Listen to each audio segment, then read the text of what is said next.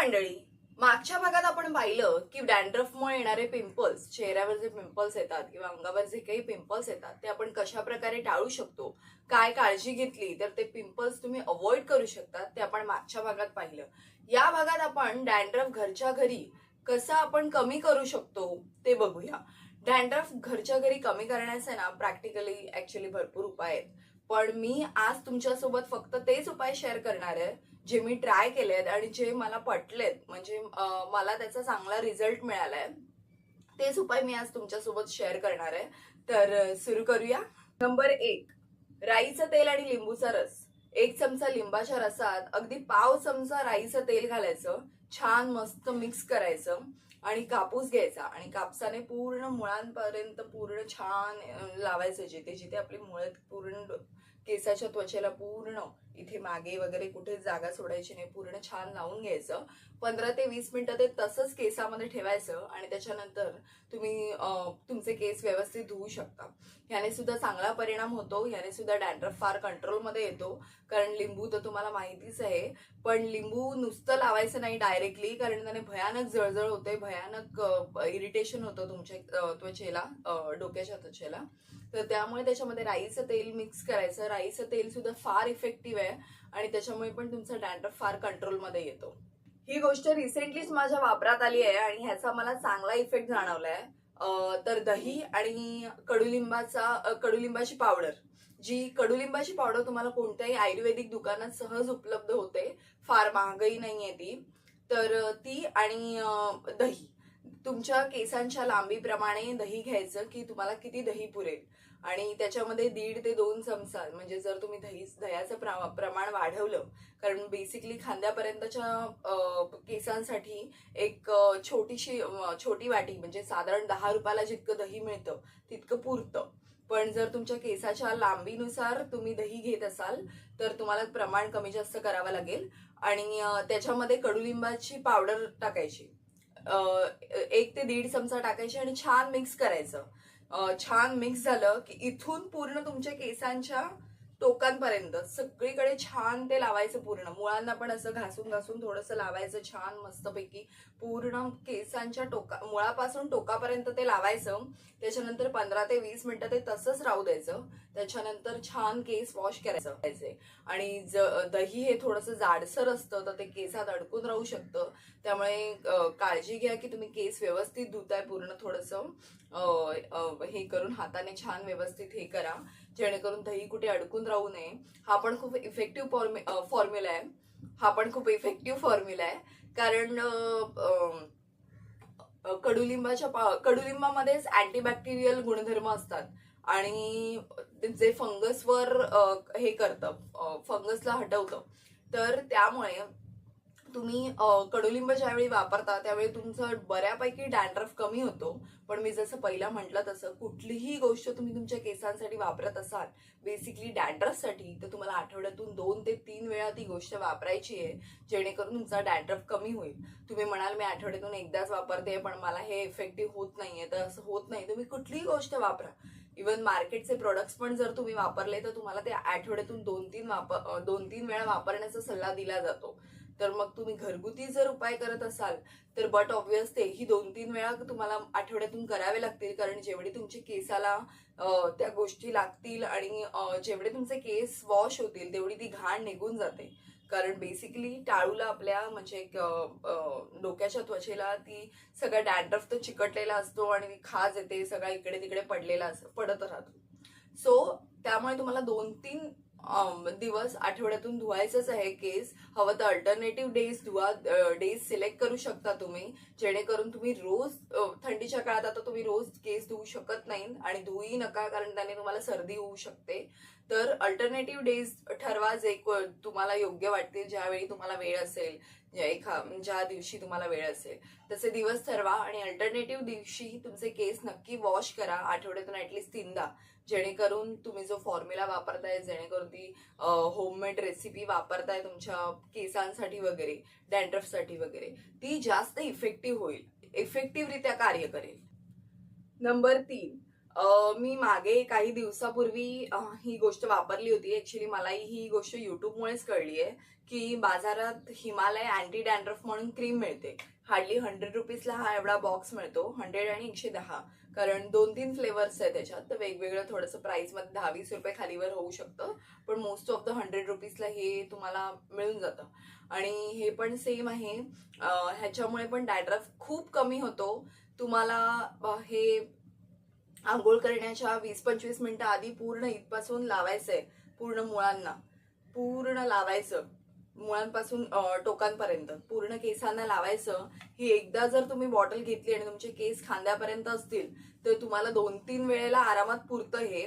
आणि छान मस्त तुम्ही लावून झालं की थोडासा गारवा असा जाणवतो, थंड जाणवतं डोक्याला. तर पंख्याखाली बसणं अवॉइड करा, कारण हे लावल्यानंतर जेव्हा तुम्ही पंख्याखाली बसलात तर तुम्हाला सर्दी होऊ शकते. तर पंख्याखाली बसणं अवॉइड करा. पण 20-25 मिनिटानंतर छान व्यवस्थित केस वॉश करा. तुम्हाला पहिल्या दिवसापासून फरक जाणवू शकेल, कारण हे डॅन्ड्रफ तर घालवतंच, पण शिवाय थोडेसे 1 ते 2% तुमचे केस पण स्मूथ होतात. त्यामुळे इफेक्टिव्ह आहे. याचा छोटासाच एक मायनस पॉइंट आहे की हे थोडंसं तुमची केस गळती वाढवतं. म्हणजे जर समजा तुमचे दिवसाला 10 केस गळत असतील तर दिवसाला 12 केस गळायला लागतात. पण बाकी डॅन्ड्रफसाठी एकदम इफेक्टिव्ह आहे.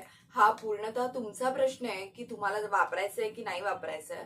मला जे सूट झालं ते मी सांगितलं, पण असं नाहीये की हे वापरायलाच पाहिजे, पैसे बाजारात मिळतंय वगैरे वगैरे, काही नाही. आणि असं गरजेचंही नाहीये की माझे थोडेसे केस गळण्याचं प्रमाण वाढलं म्हणजे तुमचंही वाढेल कदाचित, कारण प्रत्येक माणूस वेगळा असतो, प्रत्येकाची त्वचा, प्रत्येकाचे केस वेगळे असतात.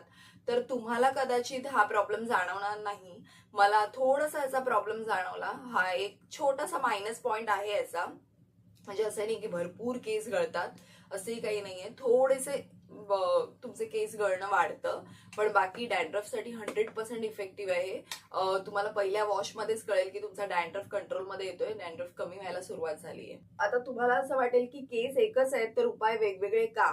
तर असं नसतं. वेगवेगळ्या गोष्टी मलाही ट्राय करून बघाव्या लागतात की मला कुठली गोष्ट सूट होती आणि कुठली गोष्टीचा इफेक्ट मला जास्त होतोय, तर कुठली गोष्ट मी कंटिन्यू करू शकेन.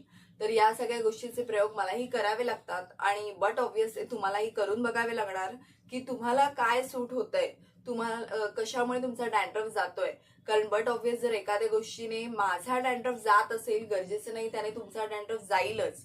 कारण काय होतं, आपली स्किन, आपले केस सगळं वेगवेगळं आहे प्रत्येकाचं. प्रत्येकाची त्वचा वेगळी असते, प्रत्येकाचे केस वेगळे असतात. तर जी गोष्ट मला सूट होते ती कदाचित तुम्हाला दुसरी कुठली तरी गोष्ट सूट होत असेल.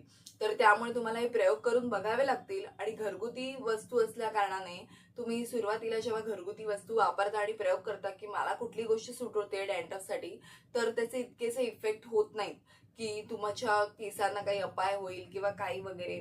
तर घरगुती गोष्टीने खूप कमी अपाय होतात. असं होऊ शकतं की थोडेसे तुमचे केस गळतायत वगैरे, पण जोपर्यंत तुम्ही प्रयोग करून बघणार नाही तुम्हाला कळणार नाही की कुठली गोष्ट तुम्हाला सूट होते, कुठली गोष्ट नाही होते. कारण कसं असतं, हे सगळं प्रयोगावर आहे. तुम्हाला 2-3 गोष्टी वापरून बघाव्या लागतील, त्याच्यानंतरच तुम्हाला कळतं की ओके, ही गोष्ट, या गोष्टीने माझा डॅन्ड्रफ कमी होतोय, कंट्रोल होतोय.